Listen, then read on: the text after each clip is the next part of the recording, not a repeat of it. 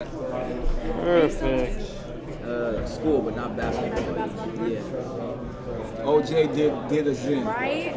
I'm Both sorry, of the man. OJs. Right? Of course, I'm yeah. so pissed at Another OJ. OJ. At least he did something. Now they're talking about he might You come know, back to the Lakers. I don't know. Come on, man. I don't know. You think this Melo trade's gonna go down? I'm not They sure. need a superstar. Exactly. We need somebody to do something. They need a big man that can just, Dwight get Howard's out coming there. down. And The White next year is possible.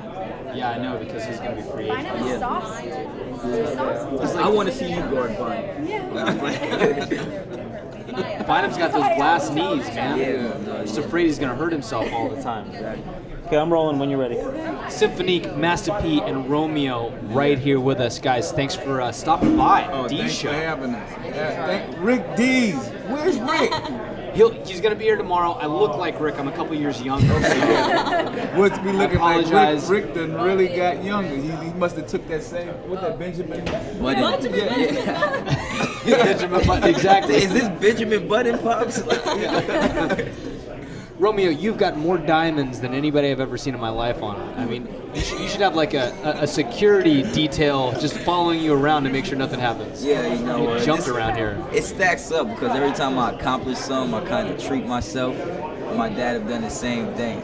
So I lost a lot too. So I learned not to put not too much of my money into diamonds. What was the first piece that you purchased? First piece my dad got for me when I sold a million records when I was 11 years old. He bought me a Frank Mueller. I went on Rodell Street, had the store Frank Mueller watch. And the only other person who had one in the United States was Kevin Garnett. So me and KG had the same watch. He had it at 11. 11. What are you doing, I'm not Dad? gonna say the price. Hey, a million records. A million records, what you gonna do? If you sold a million records. You know what? I got you. And that was in. Appreciate it. Thank you. I love Frank Mueller watches. It's got that really pretty shape on it. we went to the store, right? And I'm thinking, okay, this kid is probably gonna pick out a He said Swatch pick out watch or something. anything. So he was like, Dad, I want really That was the right main there. one. It was just talking to me. So I'm like, I'm saying to myself, I'm like, nah, you don't want that one. He was like, get the Swatch watch, or the one over there with the little colorful watch. You know, he's like, nah. I was like, okay, give us that one right there. He sold a million records. Now that's a bit. I mean, your son sells a million records. And Cymphonique, I don't want you to feel left out. I promise I'm going to talk to you. But your son sells a million records. What day made you more proud? That day, or when your son got into USC? I think when he got into USC, because what you got to look at right now, education in our family is so important. We come from poverty. We was raised in New Orleans. I grew up in the Cali Project. Romeo was 1 year old, and I thought to myself, I'm going to California. I'm gonna get away. I want to survive. I want to live. So, education, and I felt I want to build a generational wealth. And as I grew up and got older, and I thought to myself, I need to make sure my kids understand the importance of education. And so, even as a young kid, Romeo was programmed to be an A student, and to be able to get in USC, I felt like I did the right thing as a parent. That my dreams are coming true. Because we could always, like Romeo said, you could always get money back. You know, we just talked about Donald Trump in 1990, lost it all. But his education and his financial literacy was able to help him to get back on top in 1995. He gave himself 5 years, and then the Romeo going to USC with all the other resources and the friends and people that he was able to You got meet. one of my friends right there. See? So, and I just think, it's incredible how people at USC, they stick together, they look out for each other. Absolutely. We going to the bank, me and Romeo, we started a new It's business. like, hey, I go to USC, want $1 million loan? Yeah, Oh. so I'm like, I We should got have went the to best USC. alumni. You see what I had to go through? I know one of the biggest financial guys in Avenue of the Stars in Beverly Hills.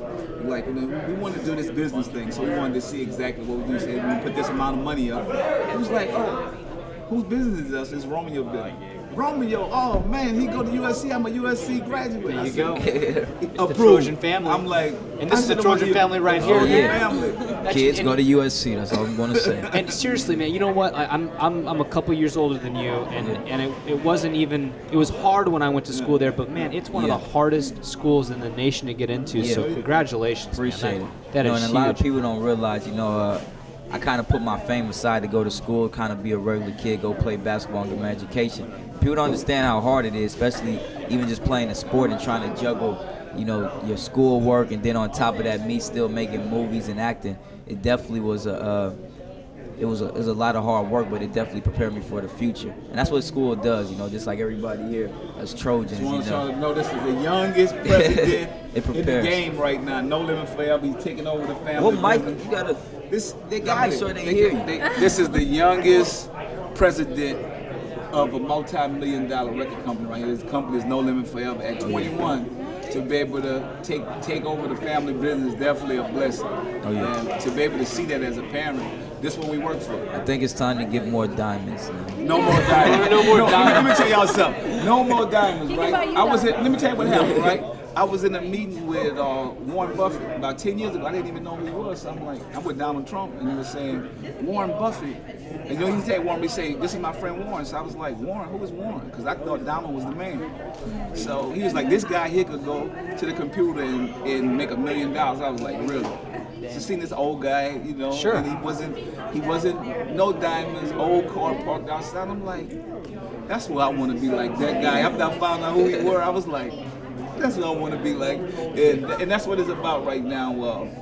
Building a family business, we realize you can't take none of this material stuff or money with you. So it's about building a legacy, and that's what Cymphonique coming at 14. We got the biggest show coming up. How to rock Braces braces and glasses. Yeah. And you're really keeping it in the family, which is great. I mean, I'm part of a family business. Yes. It's so great when you get along with your mom and your dad, and you get to work with them and You're work alongside stronger them. as a family too. Absolutely. And boy, it's just a pleasure to talk to you. You know, it's the best interviews are when you just get to have a conversation, and you guys are just a pleasure to talk to. And congratulations thank you. on the whole family's success. It doesn't hurt when you got a fellow Trojan on the other side. There you go. There you go. Thank you, Thanks, guys. guys. Can we get some?